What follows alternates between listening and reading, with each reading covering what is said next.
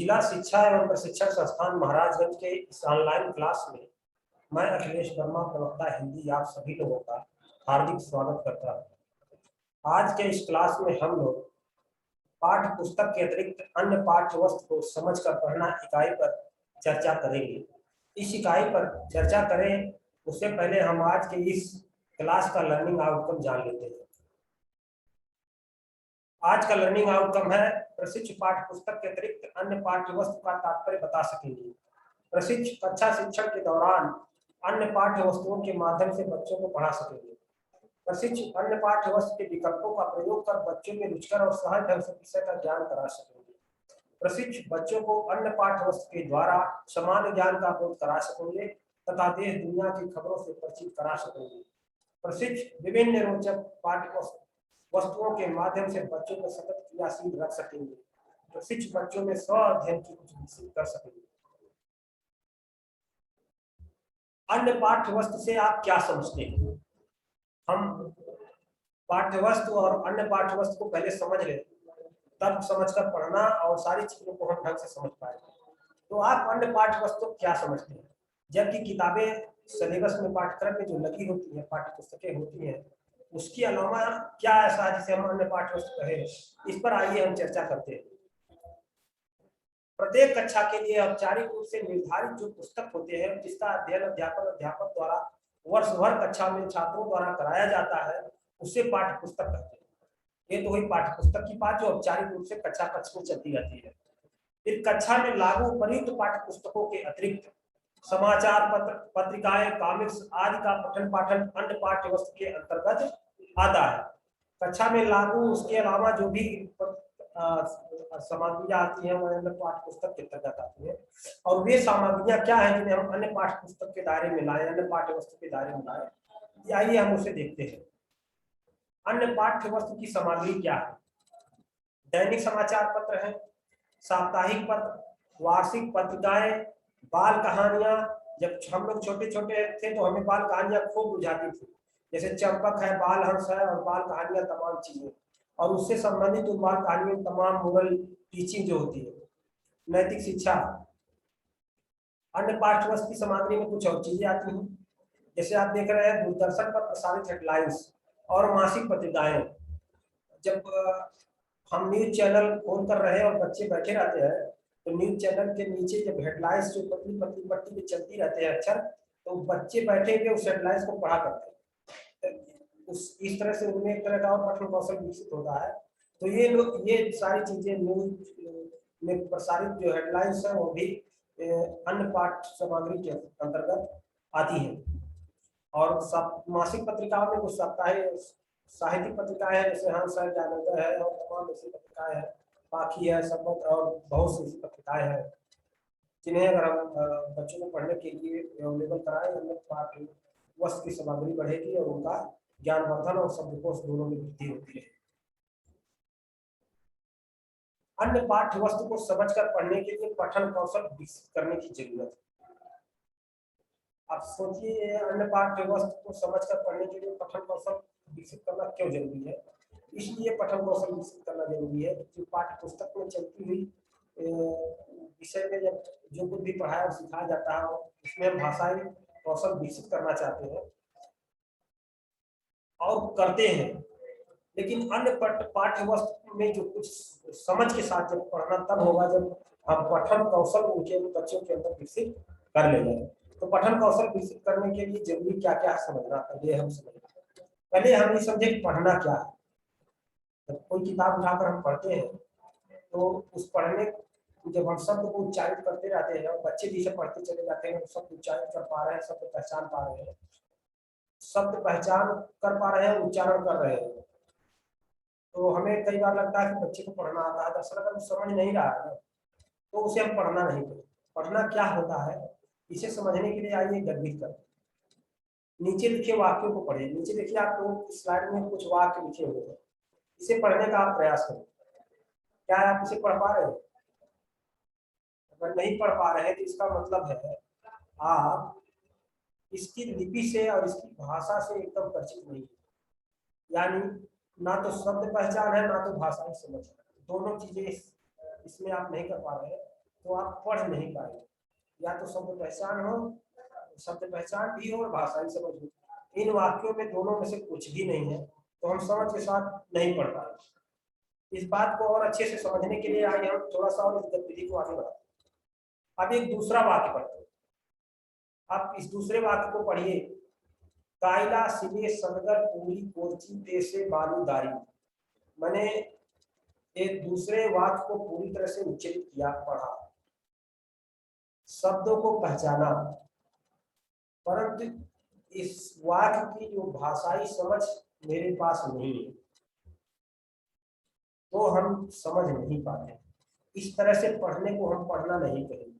पढ़ने का मतलब ही है समझ के साथ पढ़ना। और समझ के साथ पढ़ना तब होता है जब हम शब्द पहचान के साथ साथ भाषाई समझ भी रखते हो। देखिए क्या है, आप इन शब्दों को पढ़ पाए या रिकॉर्ड कर पाए? आप बता पाएंगे कि आपने क्या समझा इन वाक्यों को पढ़कर, पहले वाक्य को और दूसरे वाक्य? शायद नहीं, क्योंकि यह वाक्य जिस भाषा में उसकी समझ, शब्द भंडार, वाक्य संरचना का ज्ञान आपको नहीं है। उपयुक्त गतिविधि भी आपने जो किया, क्या आप उसे पढ़ना कहेंगे? दो हमने गतिविधियां आपके बीच में की, इन दोनों में से दोनों में क्या आप पढ़ना कहेंगे? आइए एक गतिविधि और आगे करते हैं, इस गतिविधि को आगे बढ़ाते हैं समझने के लिए। अब एक और वाक्य को पढ़ते हैं। इस महामारी ने विश्व भर में हड़कंप मचा रखा है। दुनिया भर के विशेषज्ञ इस वायरस का तोड़ ढूंढने में लगे हैं। हमने ये वाक्य पढ़ दिए।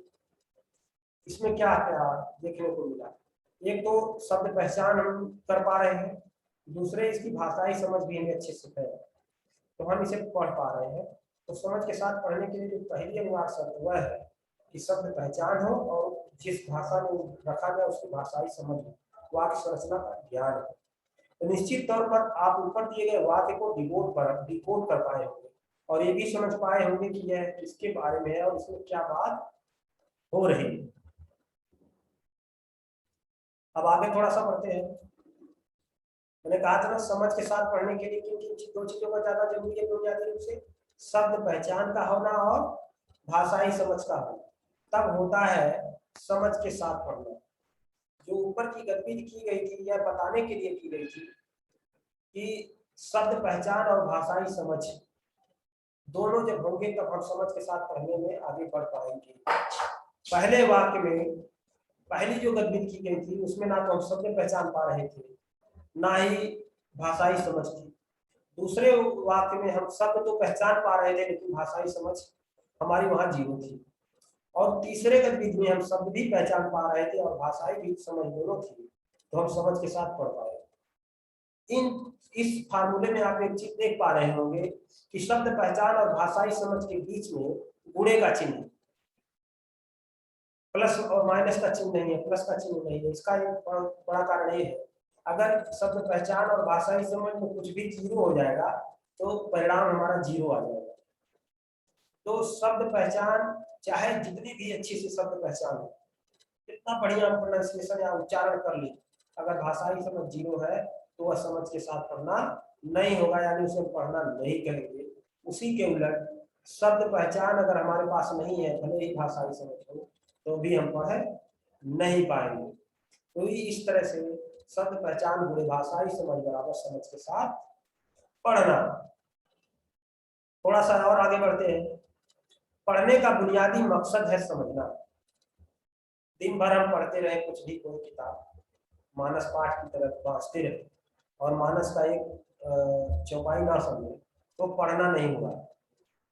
तो पढ़ने का बुनियादी मकसद ही है समझना। अगर समझ नहीं रहे हैं तो इस तरह से चिल्लाना बेकार है। आगे आते हैं। पढ़कर समझना एक गहन प्रक्रिया है जिसमें शामिल है। पढ़कर समझने के लिए कई चीजें शामिल होती हैं जिससे हम समझकर पढ़ पाते हैं। और क्या क्या है? शब्दों वाक्यों का अर्थ जानना। अगर जिस चीज को हम पढ़ पा रहे हैं अगर उसके शब्दों का अर्थ और मीनिंग नहीं जानेंगे तो भी हम समझ के साथ नहीं पढ़ पाएंगे। जो सेंटेंस पूरा है उसका वाक्य का पूरा अर्थ समझ पाए। कहानी लेख के अलग अलग हिस्सों को वापस में जोड़ना, यह भी क्षमता हमारे पास हो। पाठ को अपने तक के ज्ञान अनुभव के साथ जोड़ते हुए अर्थ बनाना, जो भी कुछ हम पढ़ रहे हैं उसे अपने अनुभव के साथ जोड़ते हुए अर्थ बनाना भी इस क्षमता में शामिल है।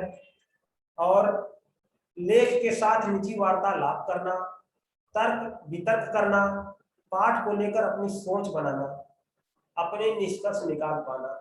जो कुछ भी अगर बच्चों के साथ हम पढ़ रहे हैं, अगर उनके अंदर समझने की इस क्षमता का हमें परीक्षण करना हो तो इसके साथ हम यह पूरी प्रक्रिया गतिविधि एक एक करके देख सकते हैं बच्चे समझ साथ पढ़ पा रहे हैं कि नहीं। जो कुछ बच्चे पढ़े तब उनके साथ देख रहे हैं उन पाठ को लेकर जिसे वो पढ़े क्या उसके साथ बातचीत कुछ कर सकते हैं।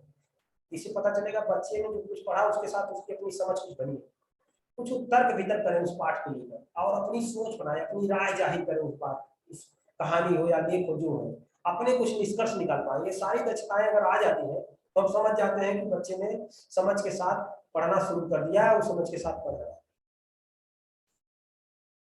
अन्य पाठ्य वस्तु को पढ़ने का क्या महत्व है? जो अन्य पाठ्य पुस्तक है, अन्य पाठ्य वस्तु उसका क्या महत्व है भाई? कुछ प्राथमिक कक्षाओं में और प्राथमिक कक्षाओं में भी अगर इस तरह की सामग्री आती है तो क्या उसके बच्चों के लिए कितना महत्व रखती है? देखिए आज के समय में जो सबसे बड़ा संकट आ गया है ना, पठन संस्कृति का क्षरण, पढ़ने की आदतों का बहुत कम हो जाना, आने वाली पीढ़ी में बहुत ज्यादा लक्षण देखने को मिलता है। ये पूरी किताब, बहुत मोटी सी किताब देख करके बच्चे एक साथ उसे बैठ करके 2 घंटे 3 घंटे नहीं पढ़ पा रहे। व्हाट्सएप पे प्रसारित छोटे छोटे टेक्स्ट मैसेज, यूट्यूब पर और इस तरह से दूसरे माध्यमों में ज्ञान को धीरे धीरे टुकड़ों में अर्जित कर रहे हैं, लेकिन पठन की एक संस्कृति जो है जिसे एक अस्थायी ज्ञान बनता है, किताबों की तरफ लोगों को रुझाने करना, तो अन्य पाठ्य वस्तु द्वारा इस चीज को विकसित किया जा सकता है। बच्चों में स्व अध्ययन की रुचि विकसित होगी। स्व अध्ययन ऐसी चीज है कि वह किताब पठन की ओर बच्चों को ले जाती है, उनके शब्द भंडार में वृद्धि होगी, समझ के साथ पठन कौशल का विकास होगा, ज्ञान वर्धन एवं सामान्य ज्ञान में वृद्धि होती है, नैतिक मूल्यों का विकास, व्यक्तित्व का निर्माण होता है। तमाम ऐसी दक्षताएं बच्चों को विकसित होगी जब हम अन्य पाठ्य वस्तु को बढ़ावा देंगे। पठन कौशल को विकसित करने के लिए शिक्षक कुछ गतिविधियां भी कर सकता है। जैसे जब कुछ अन्य पाठ्य वस्तु बच्चों को पढ़ने के लिए दी जाए तो पहले शिक्षक क्या करें, पहले खुद पढ़कर सुनाए। जिसे शिक्षक द्वारा पढ़कर सुनाना, यार मैं करता हूँ, मैं करती हूँ, जो भी जो शिक्षक या शिक्षिका है, शिक्षक के साथ पढ़ना। जब बच्चे अब शिक्षक के साथ पढ़ रहे, शिक्षक भी पढ़ रहा है और बच्चे भी पढ़ रहा है। तब शिक्षक पढ़ रहा था, बच्चे सुन रहे थे, लेकिन अब शिक्षक पढ़ रहा है और बच्चे भी पढ़ रहे हैं। अब शिक्षक के मार्गदर्शन मदद से बच्चों द्वारा पढ़ने का अभ्यास। देखिए आप देख रहे होंगे पूरी कार्रवाई में शिक्षक अपनी भूमिका कम करते चला जाता है। शिक्षक अब केवल मार्गदर्शन दे रहा है और केवल मदद कर रहा है, बच्चों को पढ़ने का अभ्यास करा रहा है। फिर अंत में बच्चों द्वारा स्वतंत्र पठन, तुम स्वयं करो। अब बच्चों को यह काम स्वयं करने के लिए दिया जाए, मानी ये जो आदत शुमार करनी है पाठ्य वस्तु के लिए भी ये गतिविधि की जा सकती है कि पहले शिक्षक स्वयं पढ़कर सुनाए, फिर साथ में साझा मिलकर पढ़े, उसके बाद मार्गदर्शन में केवल पढ़ाए, फिर बच्चे को स्वतंत्र रूप से पढ़ने के लिए दे दे। तो इस तरह से इन गतिविधियों को कर करके हम बच्चों में पठन कौशल और अन्य पाठ्य वस्तु की तरफ रुझान को बढ़ा सकते हैं।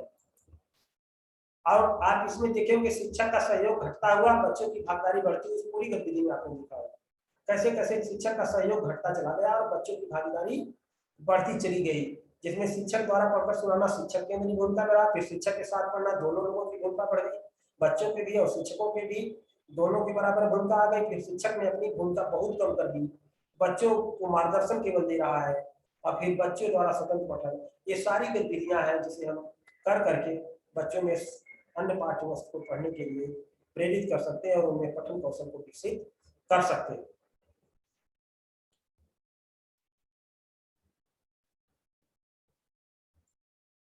आज का यह क्लास जो पाठ्य पुस्तक के अतिरिक्त अन्य पाठ्य वस्तु को समझकर पढ़ना विषय पर केंद्रित था, समाप्त होता है।